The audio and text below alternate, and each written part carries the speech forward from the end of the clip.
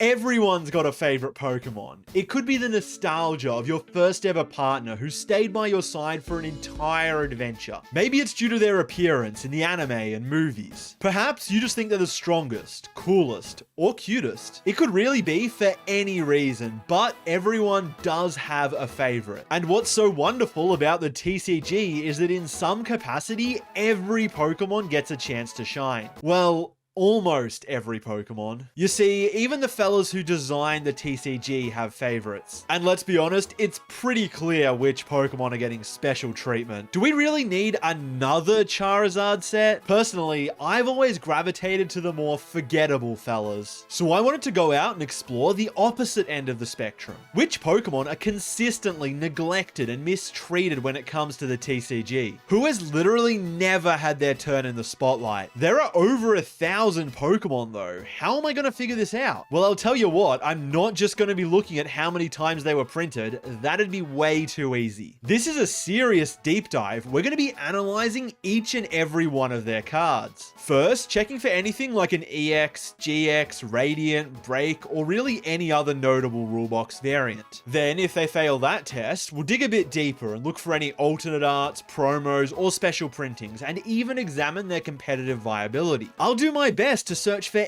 any shred of endearment shown by the card designers. I will discover the most unloved Pokemon in the TCG. Actually, drop a comment right now before I go any further, because I would love to hear what some of your initial guesses are. I'm going to be running through things in Pokedex order, so let's get straight into it and start with Gen 1. Obviously, these guys have been around the longest, have had the most chances at receiving some kind of special printing, and let's be honest, the original 151 always gets a bit of favoritism. But there are actually a lot that have never had a proper rulebox card. Like, why does Hitmonchan have multiple EXs while Hitmonlee has none? Luckily, the kicking counterpart does have a single owner's card, Bruno's Hitmonlee. For the sake of this investigation, I will be counting these kind of owner's cards. Trust me, the bar is really low, and some Pokemon still manage to slip under it. There are a few others that almost made the list, but fortunately get a bit of love from a specific trainer, like Misty's Cloyster and Lieutenant Surge's Fearow that he apparently has. I'll also be grouping any regional forms. So Exeggutor can piggyback off its Alolan variant's 4 separate rulebox printings, even though the original Psychic Tree has 0.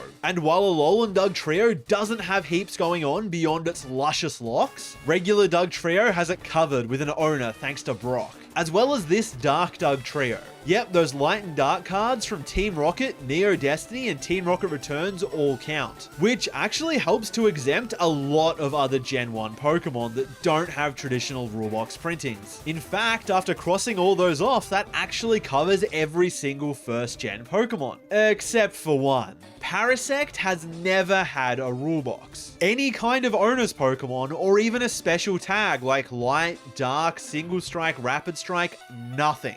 But it did get a trainer gallery alt art in Lost Origins, so there is something out there for Parasect appreciators. We'll just have to continue looking for a Pokemon that is even more neglected in the TCG. By the way, if it wasn't already clear, I'll primarily be looking at fully evolved Pokemon, since they are almost always the only ones who actually receive these unique cards. However, in instances where all hope seems lost for those fully formed friends, I will backtrack down their evolution lines, just in case. Anyway, on to Gen 2. Given the themes of sets that were coming out back then, like Neo Destiny, there are once again a ton of Pokemon that were saved by the Light and Dark mechanics. And there are also a bunch more that had literally nothing going on except for a single instance of an owner's Pokemon. So, luckily for Ferret, Xatu, Blossom, Delibird, Mantine, Hitmontop, and Miltank, there is at least one trainer who loves you. Sudowoodo was almost left out, but in the recently released Destined Rivals set, this fake tree was lucky enough to be one of Ethan's precious Pokemon. Both Dunsparce and Stantler, despite being extremely playable in the past, have actually never received any kind of special card. However, fortunately for them, they've each received recent evolutions that both had 2 prize rule boxes. That's yet another generation down where I can't reasonably rip into a poor for not having any creative cards. But don't worry, now it's time for Gen 3 and we'll soon be meeting beating our first failure. I genuinely don't think you'll be able to guess which Pokemon it is. This is the generation where they first started introducing 2 prize EX variants, which also means there are a lot of unfortunate fellas originating from this generation who really haven't gotten any big numbers on their cards, but many of them did receive love in other ways. It's been a hot minute since Ludicolo, Pelipper, or Chimecho got anything, although they did all manage to change types as part of the fan favorite Delta species mechanic,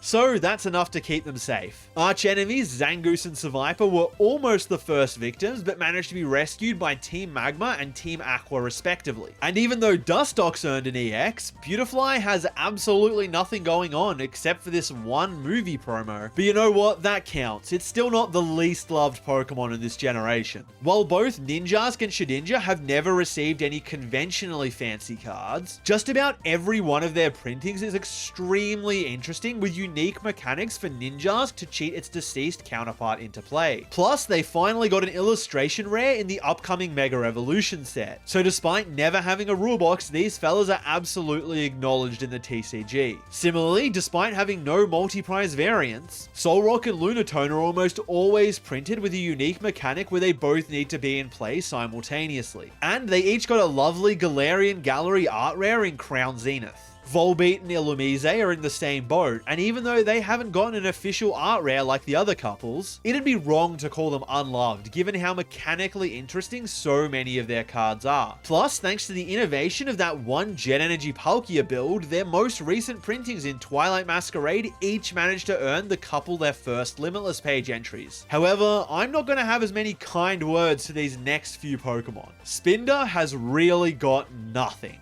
No rule boxes, no owners, and no art rares, which I was kind of surprised by. I thought it would at least have something. I mean, in the games, one of its novelties is having over 4 billion different possible patterns. How cool would it be if every printing of a certain Spinder card was unique? Probably a logistical nightmare, but it would be sick. Anyway, this fella has nothing beyond a recurring theme of applying confusion, becoming confused, or just doing nothing half the time, except for this one Spinder from Primal Clash. It managed to earn itself a few Limitless entries and an exemption from the Dirt tier. Next up is Grumpig. While you may have expected Spinder when you clicked on this video, you probably didn't expect Grumpig because you completely forgot that they existed. And again, just like Spinder, it is completely void of anything conventionally desirable. While some of its cards are home to a few interesting lines of text, it was never enough to actually earn a Limitless page, which gives it the privilege of being our first completely unloved Pokemon. I was also going to put Swalot on the list for all the same reasons, but then I remembered Gulpin has this incredible art from Stellar Crown.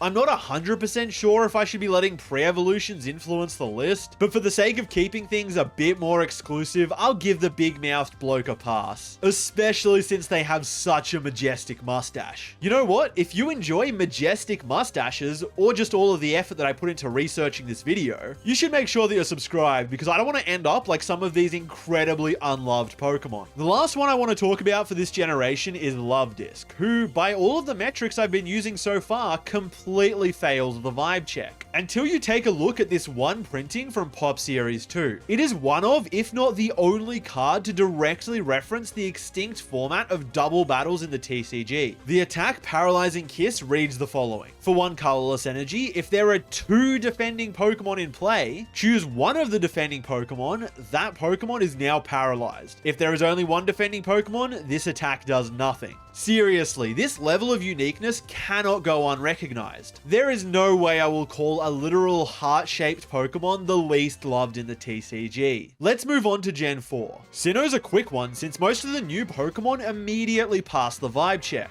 There aren't actually that many that I need to dive deeper into. Babarrel, Pachirisu, and Fione all have incredible illustration rares. While Wormadam and Gastrodon never saw such beautiful renditions, they did both see some competitive play and earn themselves Limitless pages. And so did Cherim, even if it was only thanks to a single dedicated Spring Bloom enthusiast. Good job, Joe. So, just like Gen 3, that leaves us with only one single disappointment with no redeeming qualities, and it's Mothim. He never got any kind of cool printing, never got an art rare, all of his cards are extremely boring and never saw any play, and unlike Swalot, who is saved by their pre-evolution, Burmy also has nothing going for them, and hasn't even seen any play since Wormadam's only success came exclusively in the form of a tech card in the Phantom Transformation Zoroark deck, where it didn't even need to evolve, so there was no Burmy. Mothim is legitimately miserable. Initially, as I was going through Gen 5, I was dreading just how many Pokemon I'd need to really look into, especially since there are 156 new fellas introduced, more than any other generation. Musharna, Unfezant, Gigalith, Swoobat, Throh, Sork, Levani, Scolipede, Maractus, Crustle, Archeops, Cincino, Gothitelle, Reuniclus, Swanna, Swordsbuck, Alamamola, Ferrothorn, Haxorus, Cryogonal, Druddigon, Bravery, and Heatmore were all lacking at first glance. But then I remembered the freshly released sets, Black Bolt and White Flare, introduced a ton of love for Gen 5. Every single black and white Pokemon received an art rare, so